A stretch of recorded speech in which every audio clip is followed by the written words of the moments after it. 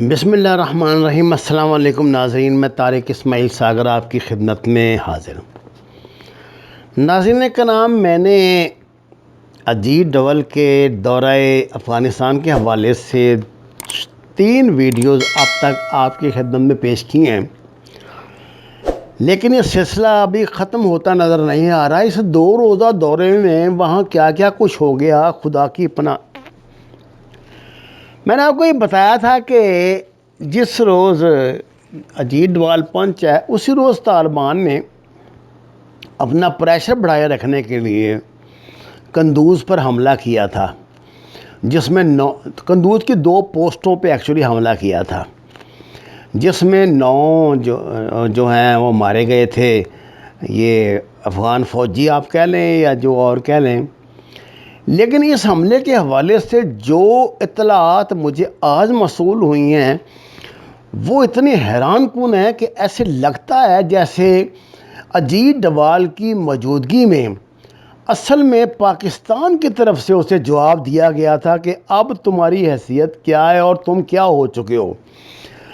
کوئی یہ بات مانے یا نہ مانے، لیکن میں برملا یہ بات کہوں گا کہ اس مرتبہ پاکستان کی جو بھی لوگ ذمہ دار ہیں انہوں نے ایسا ٹھوک کے جواب دیا ہے انڈیا کو کہ انڈین پریشان ہو گئے ہیں۔ دیکھیے، اجیت ڈول کی موجودگی میں انہوں نے قندوز کے ایک خفیہ مرکز پہ اور قندوز کے ایئرپورٹ پہ حملہ کیا تھا طالبان نے۔ اچھا، قندوز کے ایئرپورٹ پہ جناب 3 انڈین ہیلی کاپٹر موجود تھے جو NGOs کے کام کے لیے ایکچولی ہوتے ہیں، لیکن اصل میں وہ کیا کام کر رہے تھے اس کا علم تو طالبان کو تھا۔ تینوں تباہ ہو گئے ہیں۔ قندوز میں گورنر کے جو اس کا محل ہے، گھر ہے، وہاں پہ طالبان نے ڈرون کے ذریعے حملہ کیا۔ اس کے مطلب اس کا جو محل ہے اس کے سن میں ڈرون پھٹا جا کے اور اس نے تباہی وہاں پہ لے آئی ہے، کیونکہ اطلاعات کے مطابق اس وقت وہاں 3 اہم ترین بندے موجود تھے جو مارے جا چکے ہیں۔ اب ذرا دھیان سے آپ نے ان کے نام سننے ہیں۔ آپ کو پتا ہے کہ پاکستان میں جو خود کش حملے ہو رہے ہیں نا، ان کا ماسٹر مائنڈ جو تھا نا، اس بندے کا نام تھا نور گل۔ جناب، اس حملے میں نور گل مارا گیا ہے۔ اس کا جو دوسرا اسسٹنٹ تھا اس کا نام تھا وحید گل، وہ بھی مارا گیا ہے۔ اس کا جو نائب تھا اس کا نام تھا رشید عرف ماما۔ رشید عرف ماما کے متعلق متضاد اطلاعات ہیں۔ ایک اطلاع یہ ہے کہ وہ برلب جان ہے، یعنی وہ شدید زخمی ہے، اتنا زخمی ہے کہ وہ اس کا بچنا ممکن نہیں ہے، اور دوسری اطلاع یہ ہے کہ وہ بھی مارا گیا ہے۔ یہ ایسے چون کے ٹارگیٹ پہ نشانے لگنا یہ کوئی عام بات نہیں ہے، اور یہ سارا کھیل کس کی موجودگی میں ہو رہا ہے؟ ذرا اس طرف دھیان دیں اپنا۔ یہ جناب والا ہو رہا ہے اجیت ڈول کی موجودگی میں۔ اجیت ڈول کو وہاں پر کیوں آیا ہوا ہے وہ میں آپ کو پچھلی 2 ویڈیوز میں بتا چکا ہوں، اور اب پھر بتا رہا ہوں کہ وہ اصل میں یہاں پہ آیا ہے اشرف غنی، حامد کرزئی، امراللہ صالح اور عبداللہ، ان 4 سے اس نے کی ہیں بڑی خفیہ میٹنگیں۔ یہ جو امراللہ صالح ہے نا، وہ پتہ نہیں ہے سابقہ NDS کا سربراہ بھی ہے، اور یہ بہت پاکستان دشمن بندہ ہے، بڑا میسنا بندہ ہے۔ یہ پاکستان کے خلاف یعنی بالکل انڈین سٹوج ہے مکمل۔ باقی 3 کی بھی یہی حالت ہے۔ میں حامد کرزئی سے متعلق میں آپ کی خدمت میں کیا عرض کروں؟ اگر آپ کو افغان مسئلے سے دلچسپی ہے تو آپ اس بندے کا پس منظر اچھی طرح جانتے ہوں گے، اور آپ کو اس بات کا علم ہوگا کہ یہ کتنا خطرناک اور یہ کتنا تباہ کن بندہ ہے۔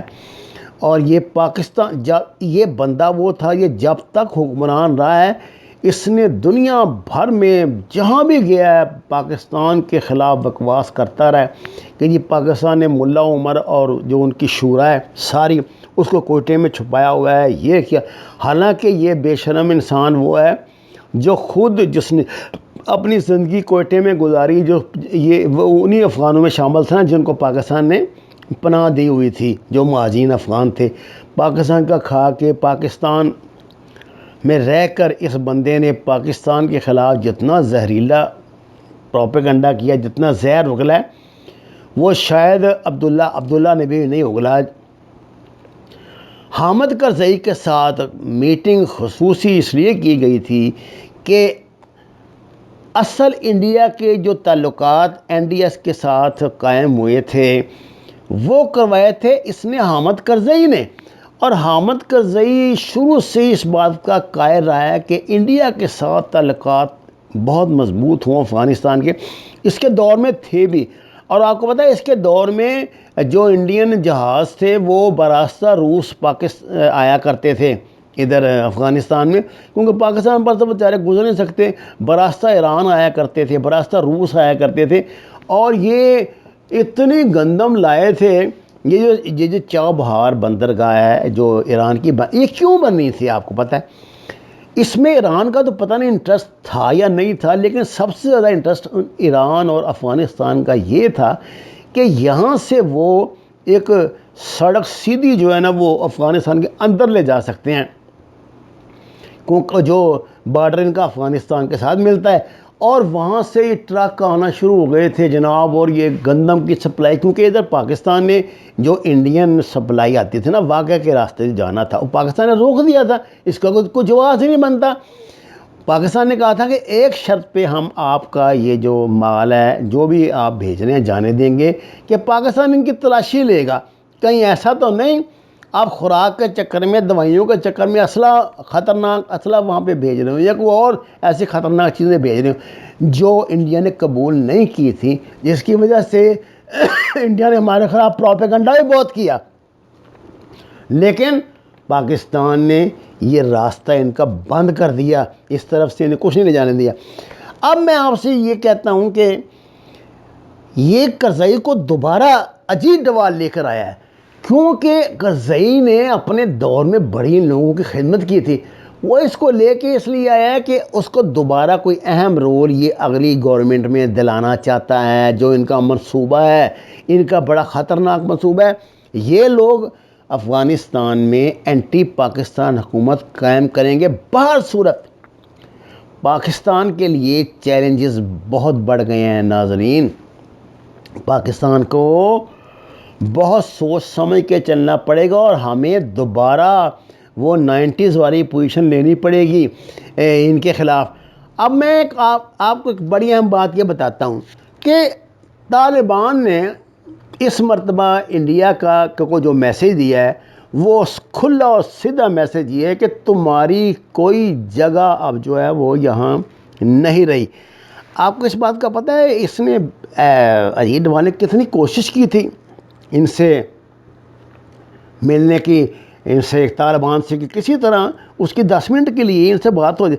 انہوں نے کہا کہ نہیں تم، جیسے میں نے آپ سے عرض کیا تھا، انہوں نے اس کو میسیج دیا کہ تم ڈپلومیٹ اس میں بھیس میں آئے ہو، اس لیے ہم نہیں چاہتے کہ صورتحال خراب ہو، ادروائز تمہیں آپ دوبارہ ہوگے تو یہاں سے زندہ واپس نہیں جاؤ گے اگر کسی اور روپ میں آتے تم تو۔ اب ناظرین کرام، انڈیا کا اس حملے میں ہوا بڑا ٹھیک ٹھاک نقصان، اور یہ ٹھنڈے پیٹوں اس نے برداشت نہیں کرنا۔ میں آپ کو بتا دوں ان کی کیا پلاننگ ہے، اس کے اشارے میں آپ کو دے رہا ہوں، اور میں پچھلے 2-3 ماہ سے میں مسلسل اس حوالے سے آپ سے بات کر رہا ہوں۔ اس وقت انڈیا کے لیے جو سب سے بڑا نقصان ہے وہ ہے روس اور ایران۔ روس اور ایران انڈیا کے بہت قریبی الائے تھے جن کے بل بوتے پہ اس نے گیم کھیلنی تھی۔ روس تو اس کھیل سے نکل کے اب ہو گیا پاکستان کے ساتھ، اور ایران کو چائنا نے قابو میں کیا ہوا ہے کہ وہ اینٹی پاکستان ایکٹیویٹی پہ بہت سخت اس نے نظر رکھی ہوئی ہے کہ ایران کی طرف سے نہ ہو۔ مجھے امید نہیں کہ ایرانی ہٹ جائیں گے، اس سے سوال ہی نہیں پیدا ہوتا، وہ پاکستان کے خلاف اپنا کام جاری رکھیں گے۔ لیکن میں آپ کو بتانا یہ چاہتا ہوں ناظرین کرام کہ روس اور ایران کی طرف سے کہ ٹھنڈے پڑنے کی وجہ سے انڈیا کو تھوڑی مصیبت آئی ہوئی ہے. یعنی یہ تو بہت پہلے یہ کام کر گزرتے. انہوں نے تو باقاعدہ امریکہ سے اسرائیل سے اجازت لے لی تھی کہ فوج وہاں پہ ہم بھیجیں یا کچھ کریں. اب تازہ ترین صورتحال جو ناظرین مجھے دکھائی دے رہی ہے وہ یہ ہے کہ صدر جو بائیڈن ہے یہ تو امبیگو رکھے گا. میں تو سچی بات آپ سے یہ تو رکھے گا امبیگو. یہ دیکھے گا کہ کس کھیل میں اس کو زیادہ پتے وہ اپنی آسانی سے کھیل سکتا ہے وہ تو وہ کھیل اپنائے گا. اور ابھی جو ابتدائی 6 ماہ کم از کم ہیں وہ پاکستان کے لیے بڑا چیلنج ہوگا. پاکستان کو سمجھ جانا چاہیے یہ اجیت ڈوال جو زہر وہاں پہ پھیلا کے آیا ہے اور یہ حامد کرزئی کو جس طرح ہمارے خلاف دوبارہ ایکٹیو کر رہا ہے یہ کوئی خوشائند بات نہیں. وما علینا الا البلاغ المبین. ناظرین کرام درخواست قرآن و نماز کو ترجمے کے ساتھ جانیے. ہمارے چینل کو سبسکرائب کریں, لائکس دیں, سچ کے سفر میں ہمارا ساتھ دیں. آپ کا بہت شکریہ.